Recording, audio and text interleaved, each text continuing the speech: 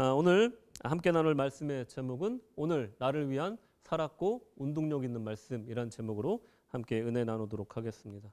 여러분, 우리가 신앙생활 하다 보면요, 꼭 기억해야 될 교훈들이 성경에는 있습니다.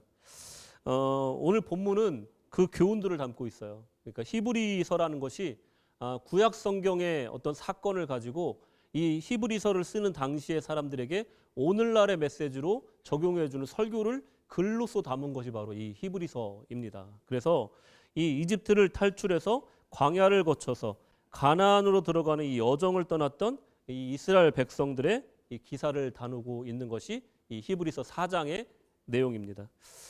이 기사는 오늘 우리에게 이 적과 꿀이 흐르는 약속의 땅에 들어가지 못한 이 1세대와 또 가나안 땅에는 들어갔지만 진정한 안식에 이르지 못한 2세대 이스라엘 백성들의 신앙에 대한 교훈을 주고 있어요. 이 교훈은 하나님께서 오늘날 우리에게 주시는 의미를 좀 생각해 봐야 될 귀한 교훈들입니다. 어떻게 해야 앞선 선조들의 과오를 범하지 않고 반면 교사를 삼으며 이 말씀의 기록들이 우리가 구원받고 안식에 이르는데 유익하게 할지 생각해 보시는 그런 말씀으로 오늘 들었으면 좋겠습니다. 오늘 귀한 말씀 통해서 우리 귀한 구원에 대한 깊은 묵상이 있는 시간 되시기를 주님의 이름으로 축원합니다. 아멘. 첫 번째로 두려워할지니.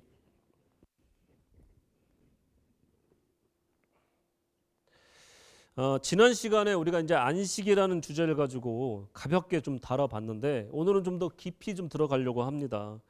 이 이스라엘 백성이 가나안 땅에 들어가지 못하고 또 2세대가 가나안 땅에 들어갔으나 이 우상 숭배와 물질 풍요를 따르면서 결국 진정한 안식을 누리지 못한 이유에 대해서 좀 더 보겠습니다.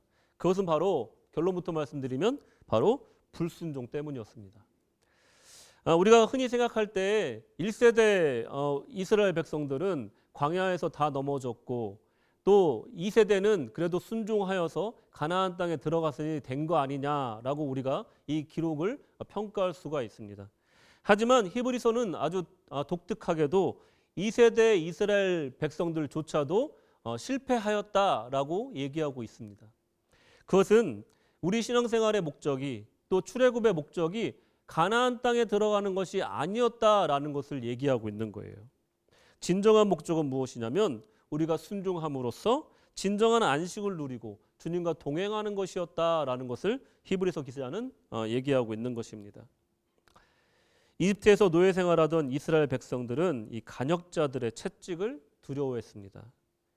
하지만 이상하게도 그들은 그들을 구출시키시고 낮에는 구름 기둥으로 밤에는 불 기둥으로 보호하시고 인도하시며 매일매일 만나와 메추라기로 먹이시는 그 거친 황량한 광야 여정에서 풍요롭고 안전하게 인도하신 하나님을 향해 그들은 두려워하지 않았다는 것은 참 이상한 것입니다. 그럼 어떻게 했냐? 불평하고 불순종했고 금송아지를 만들어 배교했습니다. 참 이상하죠. 잘해주던 하나님께는 이렇게 하고 자기들을 괴롭혔던 그들은 두려워했다는 거예요. 진짜 두려워해야 될 대상에 대해서는 두려워하지 않고 정말로 두려워해야 되지 않아도 되는 사람들을 두려워했던 이 백성들의 이 목이 곧은 형태, 이것을 우리가 볼 필요가 있다는 것입니다. 오늘 본문 첫 구절에 보면 우리에게 말합니다. 4장 1절. 그러므로 우리는 두려워할지니 그의 안식에 들어갈 약속이 남아있을지라도 너희 중에 혹 미치지 못할 자가 있을까 함이라. 아멘. 두려워하래요. 뭘 두려워하라면 이 안식에 들어갈 약속이 남아있는데 너희 중에 혹시라도 그 약속에 들어가지 못할 자가 있을까 두려워하라는 거예요.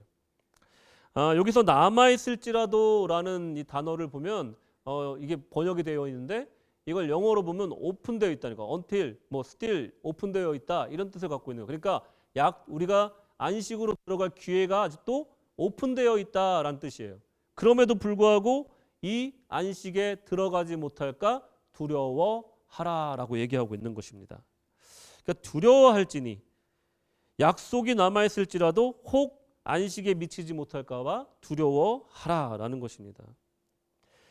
이 광야에서 이 안식이라는 것은요 바로 가나안 땅을 의미하는 거예요. 그렇지만 이 가나안 땅은 우리한테 적용했을 때는 우리의 최종 목표가 될 수 없는 거죠.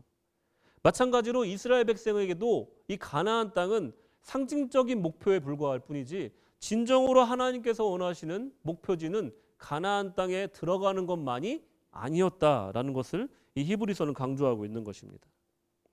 안식에 이르지 못할까 봐 두려워하라는 것이에요.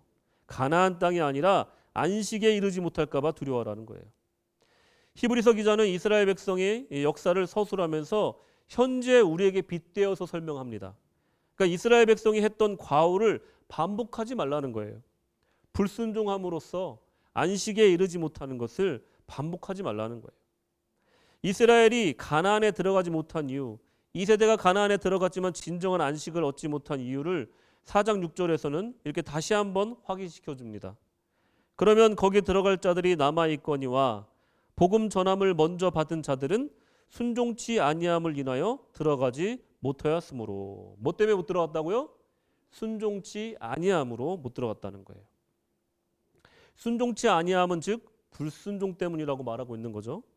이 원리를 현재 복음을 듣고 신앙생활하는 우리에게도 적용해야 된다라는 것입니다. 우리가 신앙생활할 때 신앙생활의 목적을 잘 알아야 돼요. 신앙생활을 하는 목적은 구원받는 것입니다. 할렐루야. 구원받는 것이 우리의 목적이에요. 근데 또 관가하면 안 될 게 또 있어요. 광야에서 가나안으로 들어가는 것, 그리고 가나안에서 신앙생활 잘하여서 진정한 안식으로 들어가는 것이 구원이라고 한다면, 그러면 우리에게 펼쳐진 광야의 생활과 가나안의 생활도 굉장히 중요하다는 것을 오늘 히브리서 말씀을 통해서 알 수가 있는 거예요. 우리가 보통 신앙생활 하는 것을 예수 믿고 천국 가는 것이다 라고 쉽게 심플하게 도식화하는 경우가 있어요. 틀린 말이 아니에요. 너무나 맞는 말입니다. 예수 믿고 천국 가야지요. 근데 우리가 관가할 수 없는 건 뭐냐면 광야의 삶이고, 우리가 관가할 수 없는 것 또한 가나안의 삶 또한 중요하다라는 것을 얘기하고 있는 거예요. 이 신앙생활의 목적은 구원이지만, 천국이지만 그 중간에 이 땅에 살고 있는 우리의 삶이 너무나 중요하다는 거예요. 이 성화의 과정이 너무나 중요하다는 것입니다. 그런데 어떤 사람은요, 신앙생활 하면서 광야의 여정이 싫어서 만나 말고 신선한 채소가 좋다고 불평을 합니다. 따뜻한 국 한 그릇 한번 먹어보고 싶다고 불평을 합니다. 식사가 맨날 먹는 것이 아니라 정말 귀하고 신선한 채소를 먹으면서 정말 애굽에 있었을 때처럼 정말 한 번이라도 먹었으면 좋겠다 하는 것이 신앙생활의 목적이라고 착각하는 사람들이 있어요. 어떤 사람은 그만 좀 걷고 싶다고 하는 것이 소망이라고 말하면서 신앙생활하는 사람이 있습니다. 더 이상 광야 생활하고 싶지 않습니다. 더 이상 제가 이곳에 있고 싶지가 않습니다 하는 것이, 이 고난을 빨리 거두어 주시옵소서 하는 것이 그 신앙생활의 목적이 될 때가 있습니다. 어떤 사람은 하루빨리 가나안에 들어가서 젖과 꿀이 흐르는 땅에서 농사 지으며 가족들과 행복하게 사는 것이 제 신앙생활의 목적입니다 라고 말합니다. 여러분 생각해 보십시오. 이 모든 개인적인 소망과 목적에 그 어디에도 하나님의 뜻이 없다는 것이에요. 물론 하나님께서는 자비로우셔서 우리의 필요함을 아시고 우리에게 응답하실 것은 분명하지만, 우리의 소망 가운데 하나님의 뜻은 전혀 찾아볼 수 없다면 그것은 우리가 신앙생활을 잘하고 있다라고 말할 수가 없는 것입니다. 이스라엘 백성이 적극적으로 하나님을 대적하고 하나님께 반항하고 불평한 것도 있지만, 그들은 은근히 그분의 뜻을 무시하고 자신이 원하는 것을 마음에 두고 광야길을 걸었을 것이라는 것을 우리는 예상할 수가 있습니다. 그것은 또 하나의 형태의 불순종이라는 것입니다. 하나님을 대적하고 저 말씀 안 들을 겁니다 하고 내가 반항하는 것만이 불순종이 아니라, 은근히 하나님의 뜻을 무시하고 내 뜻을 앞세우는 것도 불순종이라는 것입니다. 그 불순종은 명령을 어기는 것이라기보다는 하나님께서 광야를 걷게 한 이유와 가나안 땅으로 이주시킨 진정한 의미에 대한 관심을 갖지 않는 것, 이것이 바로 또 하나의 불순종이다라는 것입니다.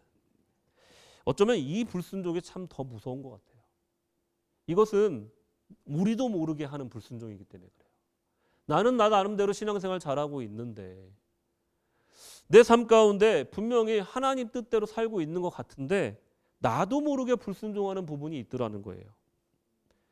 불순종은 하나님에게 아무리 좋은 것을 하나님께서 아무리 좋은 걸 주셔도 불순종하는 사람에게는요 감사로 변하지가 않습니다. 왜냐하면 아무리 좋은 것도 하나님이 주셨다 하여도 내가 바라는 것이 아니면 감사가 안 나오기 때문에 그래요. 아무리 하늘에서 내린 신비한 양식이 매일매일 부족함 없이 주어진다 하여도 이 불순종하는 마음을 갖고 있는 사람에게는 그것이 감사의 제목이 아니라는 거예요. 더 좋은 것, 더 신선한 채소, 더 내 입맛에 맞는 것, 그것을 매일매일 찾아 욕망에 따라 살아가는 것이 이 불순종하는 마음에서 나오는 것이기 때문에 그렇습니다.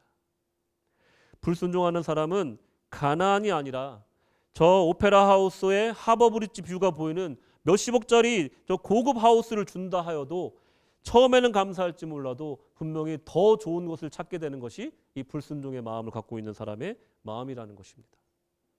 우리 영혼의 진정한 구원과 안식에 이르는 것을 막는 것은 불순종하는 마음이고 그 마음은 하나님의 뜻과 사랑을 무시하는 것에서 또 찾아볼 수 있다는 것입니다. 우리 마음 속에 불순종의 마음이 자리하지 않도록 여러분 두려워하라는 것입니다. 그것이 우리를 안식으로 인도하는 것을 방해하기 때문에 그렇습니다. 오늘 우리 마음을 들여다봅시다. 우리 마음 속에 은근한 불순종이 자리 잡고 있지는 않습니까? 자, 두 번째로 반복되는 실수와 죄악.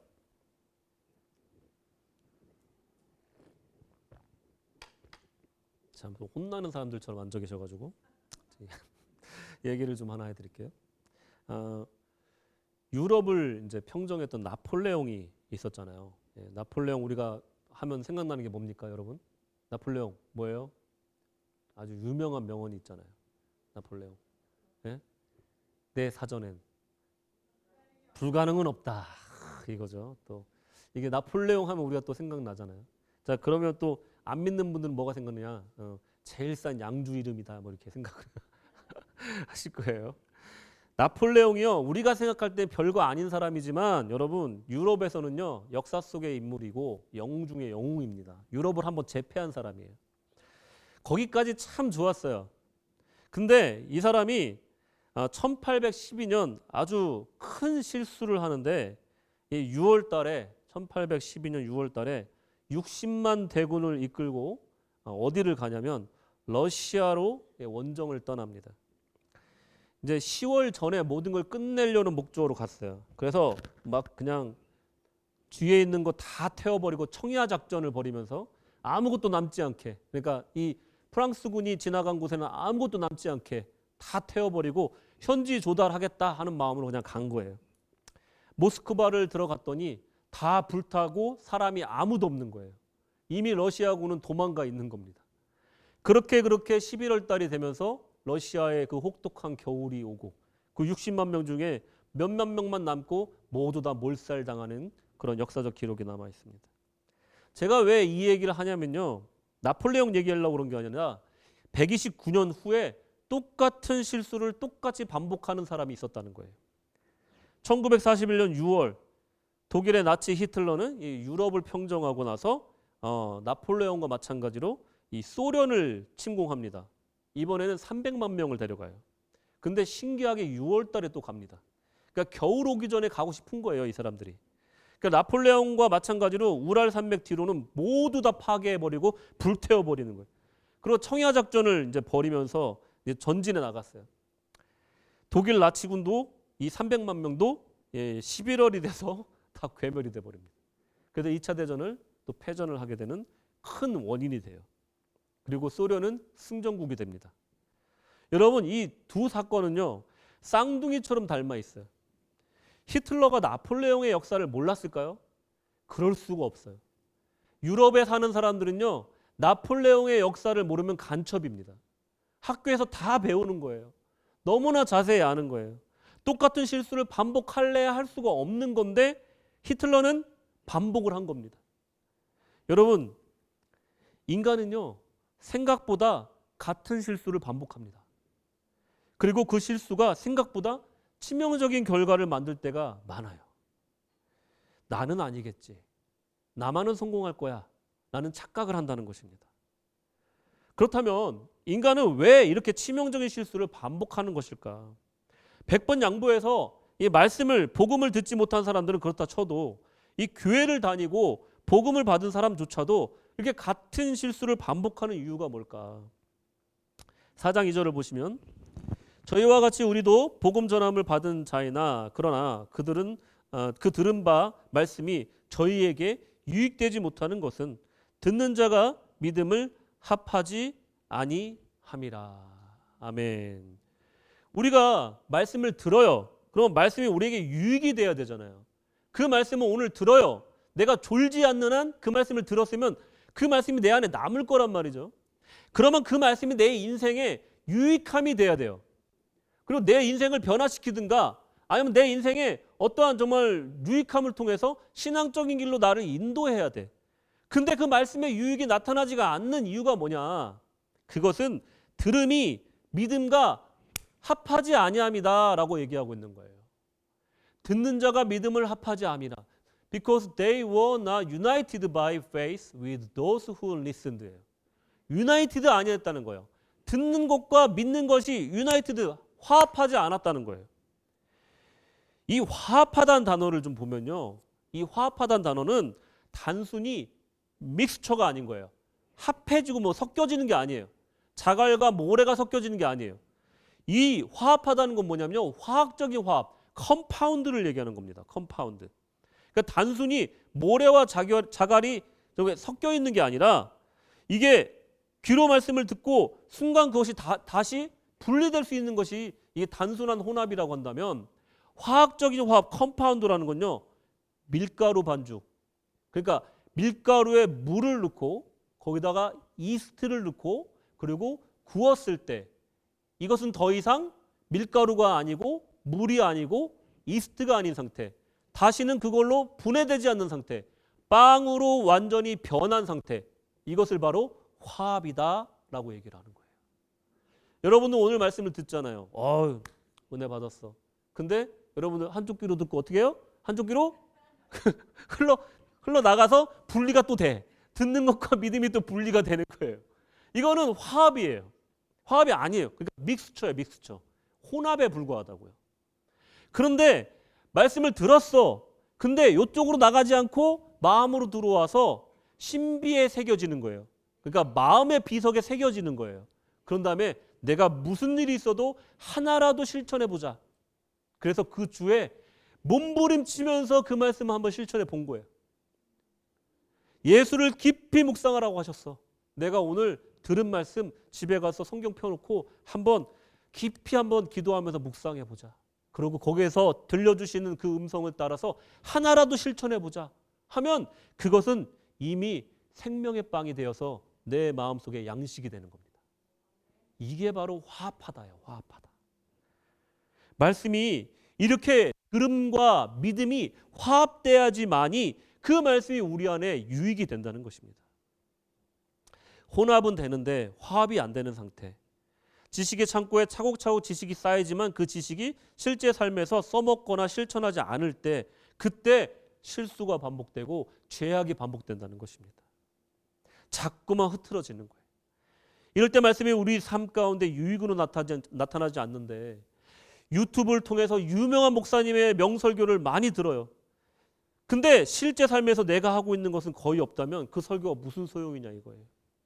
내가 유튜브에서 유명한 설교를 많이 들어. 그래서 사관님하고 앉아서 대화를 나누면 뭐 밀리지 않고 이 성경적인 대화가 돼. 근데 그게 무슨 소용이냐 이거예요. 내 삶 가운데 아무 효과가 없는데.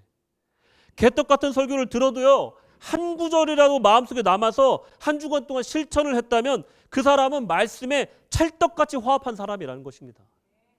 우리가 반복적으로 죄를 짓고 반복적으로 실수하는 이유는 결국 이런 데서 이유가 있다라는 거예요. 우리가 연약해서가 아니고요. 우리가 의지가 박약해서가 아닙니다. 이것 또한 깊이 들여다보면요. 합리화로 덮여있지만 변명으로 덮여있지만 또 다른 형태의 불순종이라는 것입니다. 우리는 알아요. 이 말씀 들었으면 내가 실천해야 된다는 걸 알아요. 내가 미워하면 안 된다는 것을 알아요. 그리고 용서해야 된다는 것도 알아요. 심지어는 원수까지도 내가 품으려고 그래도 애쓰고 힘쓰고 몸부림은 쳐야 된다라는 것은 최소한 알아요. 근데 외면하는 거예요. 그것도 불순종이라는 것입니다. 여러분, 이스라엘 백성들은요, 광야에서 모세를 통해서 여호수아를 통해서 하나님의 말씀을 전달받았습니다. 설교를 들은 거예요. 하지만 그들은 광야 생활을 끝내고만 싶었지 그 말의 참된 의미와 뜻을 받아들여 실천하는 이 화합에는 관심이 없었기 때문에 안식에 이룰 수가 없었던 것입니다. 여전히 불평하고 여전히 종으로 살던 애굽을 그리워하고 여전히 모세를 욕하고 여전히 서로 미워하고 싸웠습니다. 성경 어느 곳에도 이 이스라엘 백성들이 정말 아름다운 사랑의 공동체 지상낙원을 이루었다라는 그런 기록은 없어요. 싸웠어요. 또 서로를 미워했습니다. 서로에게 불평했습니다. 광야 생활을 하나님 앞에 불평함으로써 나타냈습니다. 우리는 여전히 감사보다 불평을 달고 삽니다. 성경에는 이런 사람들의 이야기가 무수히 나오지만 언제나 우리는 그 이야기들을 남의 얘기로만 치부하고 성찰의 계기로 삼지 않고 변화의 기회로 삼지 않기 때문에 우리는 계속해서 반복하고 있는 것입니다. 오늘도 세상을 살면서 하나님 없이 혼자 힘으로 도저히 상대가 되지 않는 세상이고 공중권세 잡은 자가 지배하고 있는 세상에서 힘겹게 맞서 싸우고 있고 또 이길 수 없다고 말하지만 과용을 부리면서 오늘도 그들을 내 힘으로 상대하고 또 절망하고 쓰러지고 고해의 바다에서 신음하며 살아가는 것이 우리 인생의 실상이라는 거예요. 여러분, 나폴레옹의 실수를 보며 나는 다르다라고 착각하며 무모하게 달려드는 히틀러처럼 세상을 향해 우리는 싸우며 나아가고 있는지도 모르겠습니다. 이런 반복된 죄악과 또 반복된 실수들은 결국은 우리가 하나님께 멀어지는 결과를 낳게 되고 우리 심령 가운데는 아비귀환의 욕망 가운데 뒤섞인 그 안식하지 못하는 혼란한 가운데 우리가 머물게 된다는 거예요. 자, 여러분 여기서 설교를 마치면 어떻게 될까요? 이 열린 결말로 이렇게 설교를 마치면 얼마나 좋을까요? 그죠? 근데 집에 갈 때 좀 찜찜하지 않으시겠어요? 아, 이거 설교를 좀 짧게 해서 좋긴 좋은데 뭔가 좀 찜찜한데. 자, 해결책을 드리겠습니다. 해결책. 해결책 세 번째. 이 무한 반복의 불행의 늪을 벗어나기 위해서 우리는 뭔가를 해야 됩니다. 이제 엣지 오브 투모로우라는 영화가 있어요. 보신 분 계세요? 엣지 오브 투모로우? 톰 크루즈 오빠가 이제 잘생긴 오빠 나오는 영화인데 거기에 외계인이 이제 쳐들어옵니다. 그래가지고 이 톰 크루즈가 외계인을 상대로 싸워요. 근데 죽어요. 근데 눈 떠보니까 또 그 전날 아침으로 또 눈이 떠져요. 이게 계속 무한 루프로 반복이 되는 거예요. 근데 이거를 우리가 아무 생각 없이 계속 반복한다고 한다면 우린 계속 질 거예요. 근데 이 톰 크루즈는 주인공답게 내가 왜 졌지 생각하고 다시 살아났을 때 이 방법으로 싸워보고 또 죽었다 다시 살아나면 또 다른 방법으로 싸우고 해서 결국은 외계인을 이제 무찌른다. 이런 내용이에요. 쉽게 얘기하면. 그러니까 우리도 뭔가 다른 방법을 써야 된다는 거예요. 지금까지 해왔던 방법으로 계속하면 계속 질 수밖에 없어요. 실수를 계속할 수밖에 없습니다. 죄를 지을 수밖에 없는 거예요. 다른 방법이 필요한 거예요. 지금까지 했던 방법이 아닌 새로운 방법이 필요한 거예요. 이 불행의 루프를 끊어야 되는 겁니다. 이스라엘의 이야기를 들으면 여러분 어떤 생각이 납니까? 우리가 제일 먼저 드는 생각은 비난 아니겠습니까? 아니 왜 그렇게 믿음이 없냐 쟤들은. 왜 그렇게 불평만 했냐. 난 지금 만나 주면 맛있게 먹을 것 같은데 메추라기 주시면 정말 맛있게 구워 먹을 것 같은데 왜 그렇게 불평이 많은 거야. 믿음 없는 자들아, 감사하지 못하는 자들아 하고 우린 비판합니다. 하지만 이런 반응은요 우리의 무한 반복의 이 죄악의 사슬을 끊을 수가 없다는 거예요. 유익이 없어요. 말씀에 유익이 나타나지 않아요. 7절을 보시면 그 답이 나오는데 오랜 후에 다윗의 글에 다시 어느 날을 정하여 오늘날이라고 미리 이같이 일렀으되 오늘날 너희가 그의 음성을 듣거든 너희 마음을 강팍해 말라 하였나니. 아멘. 이 말씀이 무슨 말씀이냐면요. 이스라엘 백성은 그 과거의 사건이야. 그러니까 나랑은 상관이 없는 거야 라고 말씀을 들으면, 성경을 읽으면 아무 말씀의 유익이 나에게 나타나지 않는다는 거예요. 다윗이 말한 것처럼 오늘날이라고 들어야 된다는 거예요. 그리고 나에게라고 들어야 된다는 거예요. 그러니까 이 말씀이 이스라엘이 잘못한 게 곧 나도 그럴 수가 있어. 나도 불평하고 있지는 않은가? 오늘날 내가 그 말씀이 내게 말씀하시는 말씀이야 라고 들어야지 소망이 있는 줄로 믿으시기 바랍니다. 다윗이 말하는 핵심이 이거예요. 오늘날 너희가 그 음성을 듣거든 너희 마음을 강팍해 말라 하였나니. 이스라엘 백성이 그 음성을 들으면 이스라엘 백성의 마음을 강팍해 하지 말라가 아니에요. 너희가 음성을 들으면 너희 마음을 강팍하지 말라. 오늘날 지금 여기. 다윗은 그것을 얘기하고 있는 거예요. 이게 우리의 반복되는 실수와 죄악을 끊는 말씀이 유익으로 나타나는 방법이라는 거예요. 여러분, 내가 설교 말씀을 들었는데 자꾸만 다른 사람이 생각나면 안 됩니다. 무슨 말씀인지 아시겠죠? 이 말씀은 저 집에 있는 저 왼수가 들었으면 좋겠는데, 이 말씀은 집에 있는 내 아들이 들었으면 좋겠는데, 그러고 막 열심히 적어. 그 다음에 끝나기가 불이 나게 가가지고 아들을 앉혀놓고 막 얘기를, 안 믿는 아들을 앉혀놓고 막 얘기를 하는 거야. 내가 오늘 교회 가서 설교 말씀을 들었는데 이렇대 저렇대. 그것도 제대로 전하지도 않아. 그냥 생각나는 대로 전화. 그럼 아들 어떻게 하고 있어요? 이러고 있는 거야. 또 우리 교회 다니는 엄마 나한테 또 착한 아들 이렇게 할 거고, 엄마 그만해 하고 뛰쳐나가겠죠. 전도가 되겠습니까? 안 되겠습니까? 안 될 가능성이 높아요. 그러면 얘를 전도하려면 어떻게 돼요? 그 말씀을 오늘 나의 말씀으로 들어야 돼요. 너의 말씀이라고 하면 나의 배움이 그 사람한테 폭력이 될 수가 있어요. 나는 잘하고 있는데 너가 못하고 있으니까 네가 들어야 돼 하는 순간 내 배움이 그 사람한테 폭력이 될 수가 있다니까요.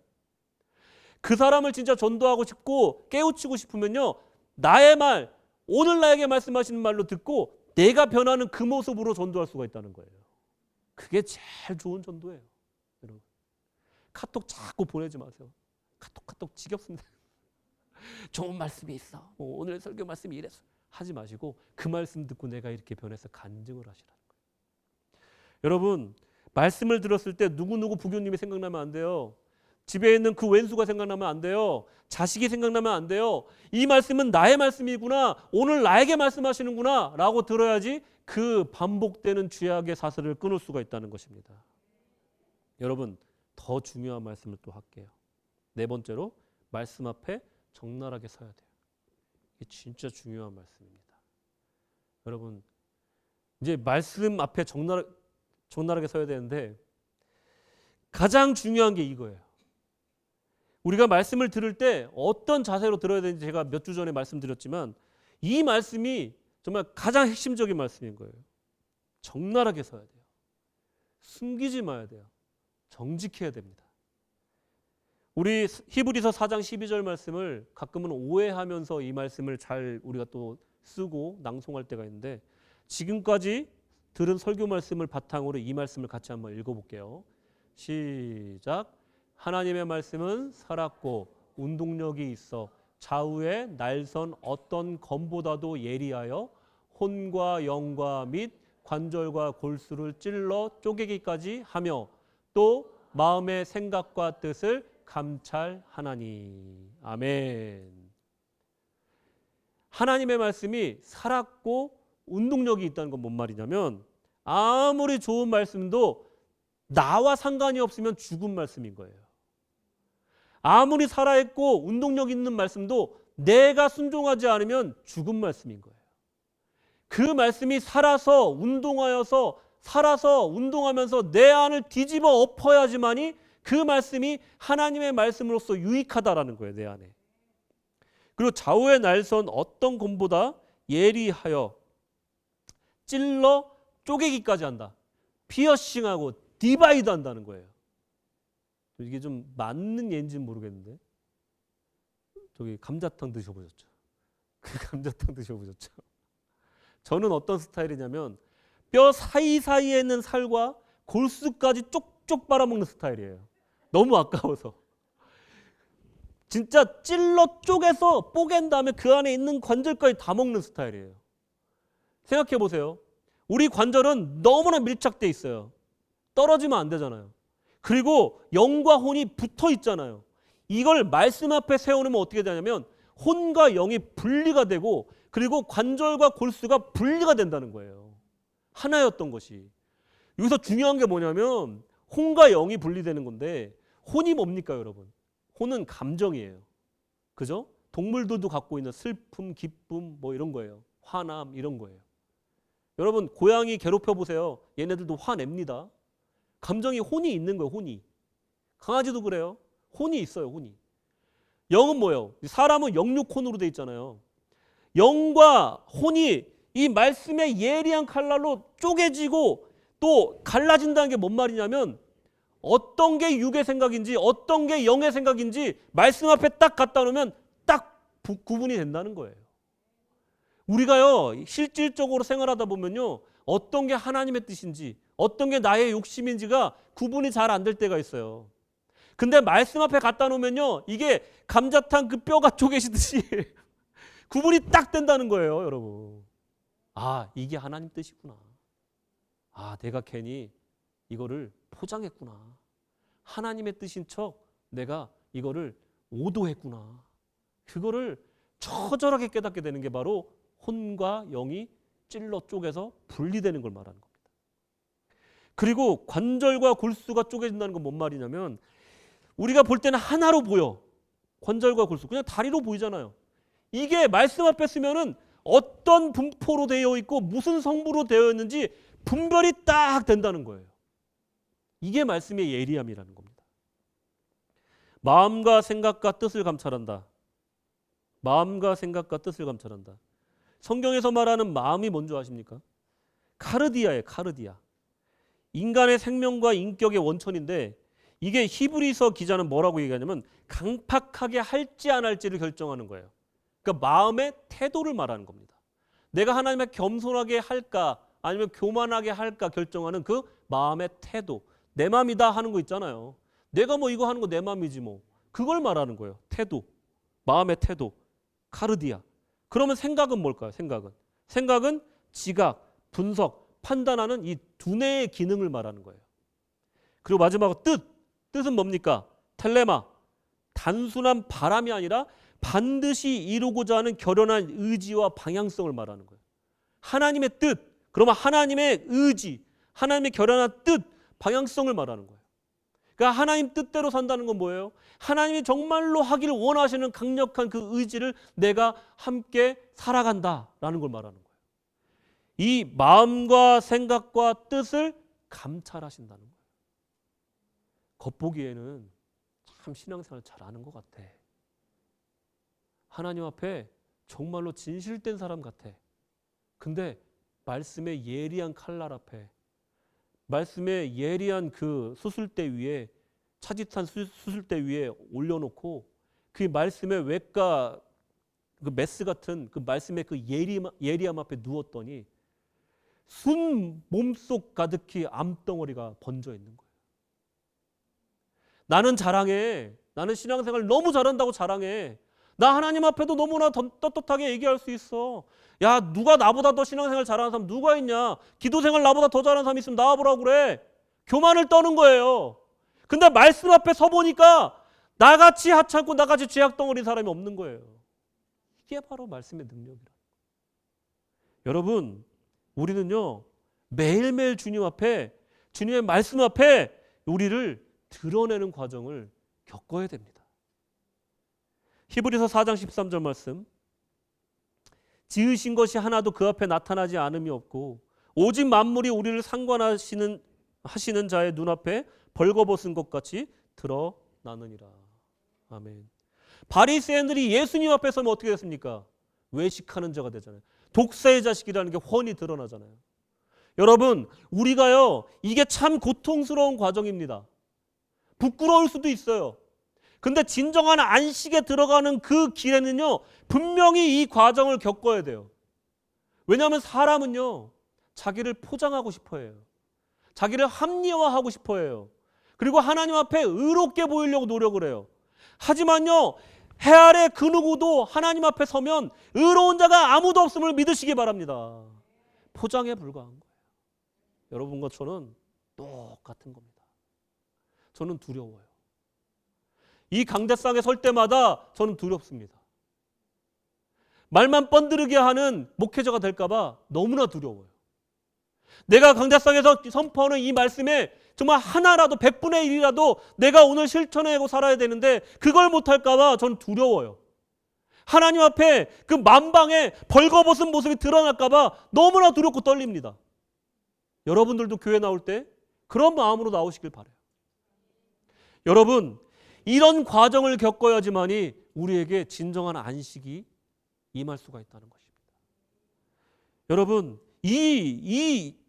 뭐 말장난이나 합리화, 핑계, 자기 연민 통하지 않는다는 거예요.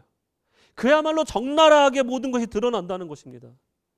그 불순종의 모습이 드러난다는 거예요. 은근히 하나님 말씀을 무시하고 하나님 말씀대로 살지 않았던 내 마음, 주님의 그 자비로움에 기대해서 정말 지금도 순종하지 않고는 나의 죄덩어리를 우리는 숨길 수가 없는 것이 어디냐? 말씀 앞에 서면 그렇게 된다는 것입니다. 도려내야 돼요. 도려내야 돼요. 그래야 우리가 살 수 있습니다. 말씀을 마치겠습니다. 사실 우리가 얼마나 불순종하고 또 불순종하는 삶으로 점철된 신앙생활을 하고 있는지 다른 사람은 몰라도 나는 압니다. 또한 여러 가지 이유를 들고 하나님의 자비하심에 기대어 반복해서 합리화하며 때로는 두려움도 잊은 채 죄를 짓고 미워하며 현실 속에 순응하며 사는 나 자신을 그 누구도 아닌 나는 알고 있습니다. 이 모든 것은 불순종의 모습입니다. 이 불순종의 암덩어리는 오늘날 교회는 나오고 천국의 약속은 받았지만 정작 현실 속에서 말씀의 유익을 누리지 못하는 곳으로 이어집니다.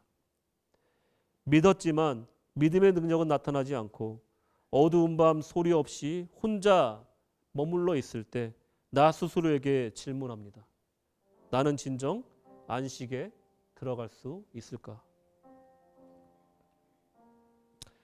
오늘 우리의 심령 깊숙이 자리한 이 불순종과 불신앙의 암덩어리를 좌우의 날선 어떤 검보다 예리한 살았고 운동력 있는 말씀의 칼날로 도려냅시다. 비록 나의 흉악한 죄악과 본심이 드러난다 하여도 그 말씀 앞에 그 죄악을 드러내고 하나님께 순수한 순종을 드리기 위해 오늘 엎드립시다. 하나님께 자원하여 기쁨으로 순종함으로 구주를 진심으로 사랑하고 그분을 따르며 장차 천국에 이를 뿐만 아니라 이 땅에서도 안식과 평안을 누리시는 주님의 복된 백성들 되시기를 주님의 이름으로 축원합니다. 아멘.